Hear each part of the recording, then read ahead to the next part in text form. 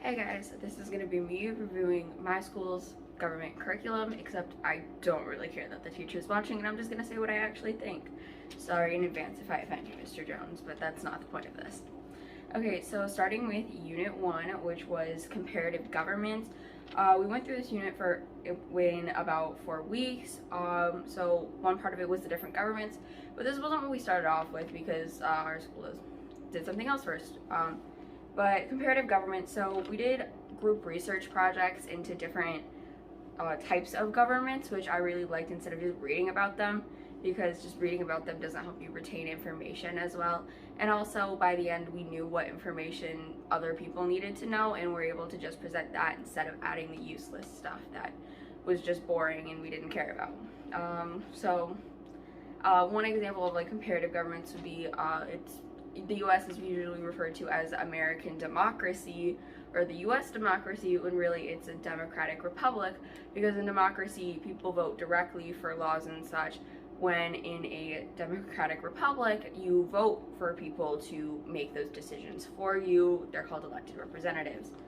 And okay, so what we actually did start with was Hobbs versus Locke view of government, and which I liked as a basis for learning about the different types of government and for figuring out why there were different types of government. I think other schools it wouldn't be necessary, especially to do as long as we did. I feel like we spent more time on this than anything else in the unit, but we did have a basis for it from the Enlightenment unit last year in history class. This part of the unit did feel more like a history class than a government class. But to summarize, Hobbs focuses on security over freedom. As long as the government isn't actively trying to kill you, even if they're repressing you or whatever, you shouldn't overthrow them. Whereas Locke believes that a government should work for you, it should protect you and your rights and liberties.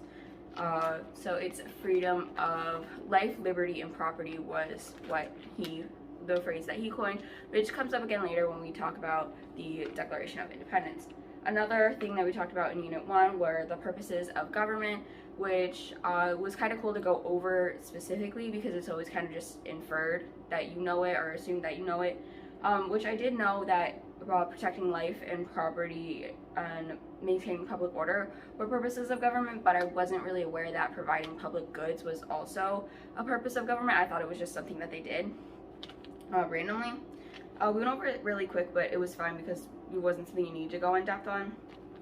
Ways to participate in government was another thing that we went over really quickly, because at this particular school most of us are more aware of how we as kids who cannot yet vote can't participate in government because we're just a more politically active group in general. But still going over it was nice, and being able to talk to our parents or call representatives or stuff. And then the sources of power, I really liked this part of it because it helps you understand why the people in power are empowered. Formal authority, expertise, persuasion, coercion, and rewards are the...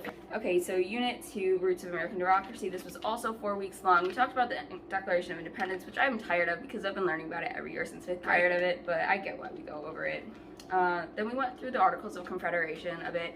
I really liked going through this, kind of like where our foundation was.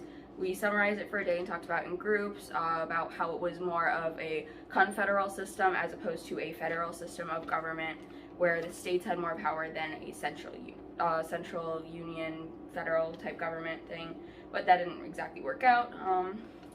We talked about like the constitutional debate, kind of like with the compromises, the Missouri Compromise, the 3/5 Compromise, stuff like that, which I thought was nice, but again it felt more like a history class than a government class. It's something that we cover a lot in history classes. It pertains to government, so I understand why we went through it, but I think there were other things that were more useful in this unit, like going over the Federalist Papers. This was the first time I've done this in a class, and I really liked it because it helped insight into the actual thought process that these politicians were going through, that the Founding Fathers had when they were writing the Constitution and arguing for the Constitution. A lot of the Federalist Papers that we went over in class were written by Madison, and he kind of like went through scenarios that could happen and explained why the Constitution was a good option to solve these scenarios. And I just really liked that thought process, and if anything was expanded in this class, I'd say that's one thing that I definitely would have wanted expanded on a little further, because there were a ton of Federalist Papers and we only read 4 of them. And then another thing we went over was living constitution and common law versus originalism. Living constitution or common law is when the constitution and laws are evolving based off of court decisions and similar things to adapt to the modern environment, whereas originalism is when you follow the constitution to the purpose it was written for when it was written. A big thing that came up with this was the Second Amendment. Does it still apply the same way today, or does it apply differently? Should we apply it differently today, or should we follow what it was meant originally? That was our summative for this unit, and I enjoyed working on that. So yeah, I really enjoyed that part of it. On to Unit 3, the 3 branches of the federal government. This was 7 weeks, so about twice as long as the other units, which is deserved because the really low number of U.S. adults actually recognize that there are 3 branches of government, and even fewer can name all of them. That's a problem. I like that we went over this for longer. We started with the legislative branch. Civics was a fun part of this unit. So the legislative branch, it's Congress, and it has 2 houses, or 2 parts, the House of Representatives and the Senate. It's a bicameral legislature. This is the part of government that actually makes the laws. It writes the laws, debates them, and then sends it to the executive branch, which was the next part of the government that we talked about. Again, bless civics. So we learned about the cabinet members too, which very few people actually know about and recognize why they're there and what they do. So I liked learning about the cabinet. I thought that was cool, and we didn't go into it too in depth. It was just enough to recognize its purpose.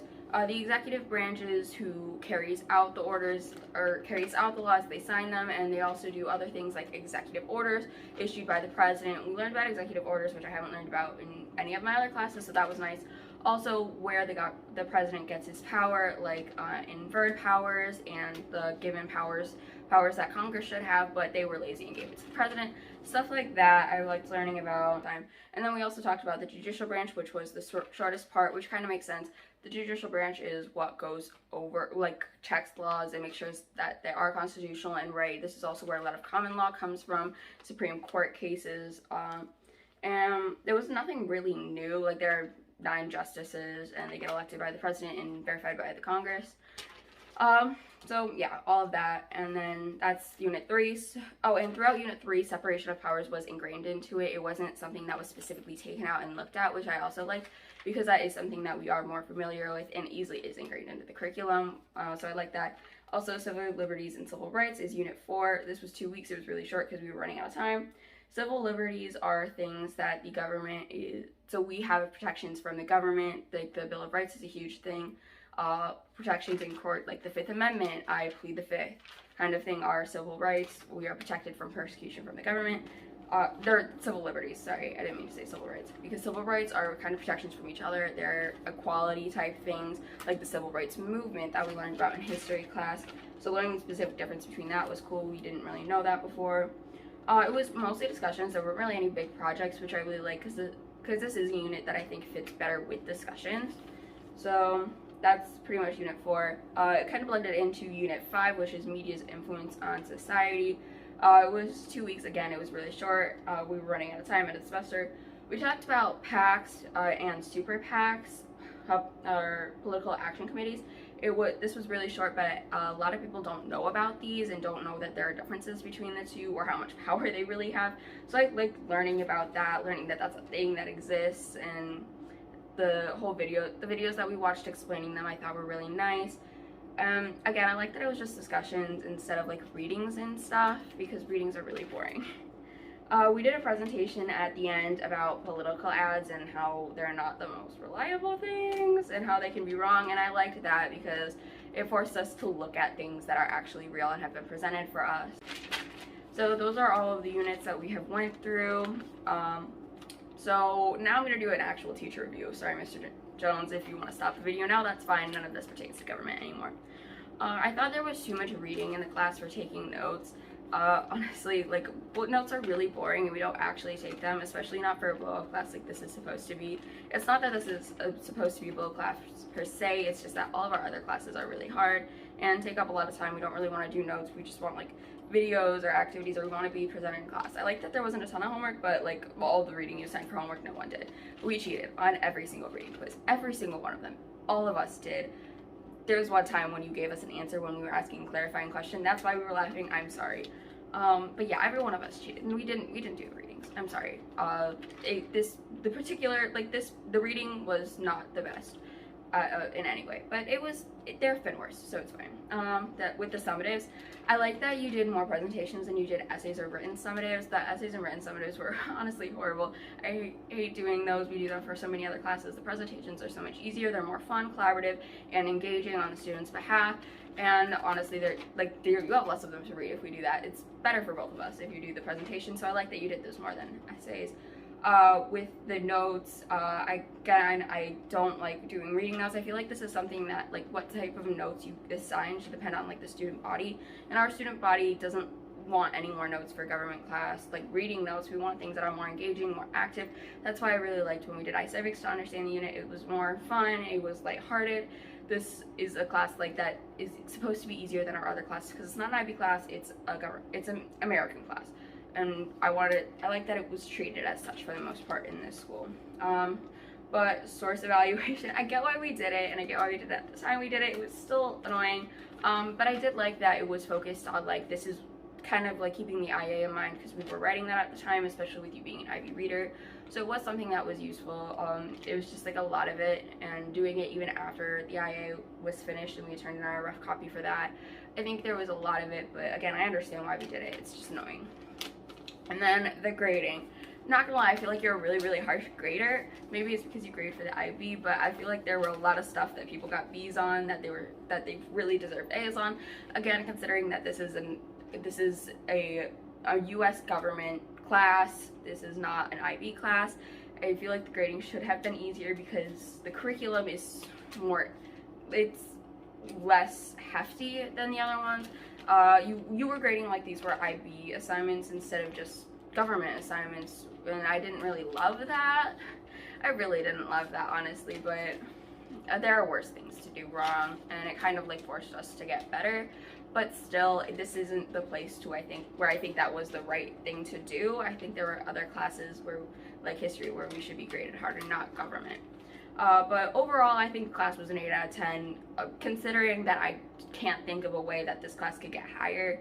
Like, I can't imagine a government class anywhere getting a 10 out of 10 rating, so 8 out of 10 is really good. I mean, I think if you did less notes and graded a little easier, I think that's the best way to bump up that score. But I mean, this was really good. I enjoyed the class.